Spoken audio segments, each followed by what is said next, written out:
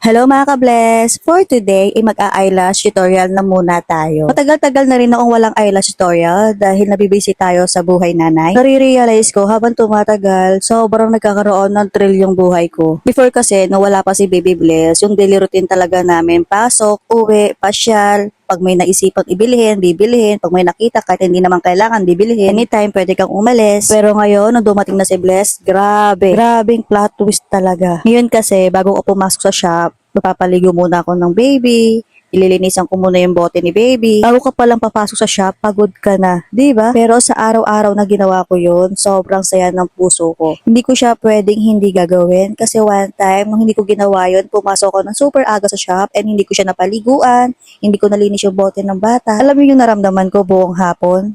Na hindi ko yun ginawa bago ko pumasok. Sobrang hindi ako mapakali. Yung katawang lupa ko, kaluluwa ko, gustong-gustong umuwi. Pero yung isip ko, ang sabi, hindi pa pwede at meron pa tayong mga kliyente. Kaya simula nun, every time talaga na papasok tayo sa shop, ay pinapaliguan ko muna yung anak ko, hinuhugasan ko yung bote. Pagdating naman sa paglaboy, yung pag-alis-alis namin ng asawa ko anytime, nung wala pa si Baby Bless at ngayon meron na kami Baby Bless, hindi kami aalis na walang dahilan. Makakaalis man kami, pero super saglit lang talaga. Kasi alam niyo yun, kahit nasa mall kayo na dapat mag-enjoy kayo, mag-relax kayo, hindi nyo magawa. Kasi yung nasa utak namin, si Baby Bless kaya, ano kaya, natutulog na ba, umiiyak ba, ganon. Kaya kapag lalabas kami at hindi pwedeng isama si Baby, super bilis lang talaga kami. Wala pang isang oras, uuwi na kami. Kaya nung pumunta kami ng Baguio ng asawa ko para i-celebrate yung first wedding anniversary talaga namin, aalis pa lang kami ng bahay, parang ayaw na namin tumuloy. Kasi yung baby namin, gising. Then nakatingin lang siya sa amin kung ano yung ginagawa namin. Talagang sinusundan niya ng tingin na para bang alam niya na aalis kami. Kaya pangako namin ng asawa ko sa isa't isa, hindi kami babalik ng Baguio na hindi kasama si Baby Bless. Pagdating naman sa paggastos na anytime pwede kami bumili ng mga luho namin, anytime pwede kami bumili nito kahit hindi naman kailangan, ay talagang hindi na pwede, 100% hindi na.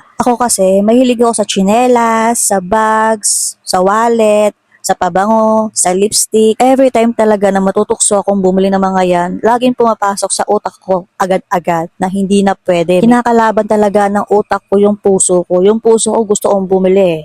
Pero yung utak ko hindi na pwede kasi meron ng baby. Imbis na ibili mo ng luho mo, itabi mo para kapag bibili ka ng gatas, meron kang pambili agad. Kapag bibili ka ng Wilkins, may bibili ka kagad. Yung nasa utak ko talaga kasi, imbis na ibili ko ng luho ko, itatabi ko na lang sa savings ng anak ko para 'di ba sa future, kasi alam naman natin na hindi naman tayo habang buhay na malakas, hindi naman tayo habang buhay ay bata. 'Di ba? Sobrang laki ng pinagbago ng buhay ko nung dumating si Baby Bless. Yung buhay ko before, yung buhay namin mag-asawa, parang going the flow na lang eh. Walang focus, walang goal, alam mo 'yon? Sabay sa agos na lang. Hindi nga namin naisipan bumili ng bahay at lupa eh. Pero nung dumating si Baby Bless, 'di ba? Sobrang blessing talaga nung dumating siya kasi nakabili kami ng bahay at lupa.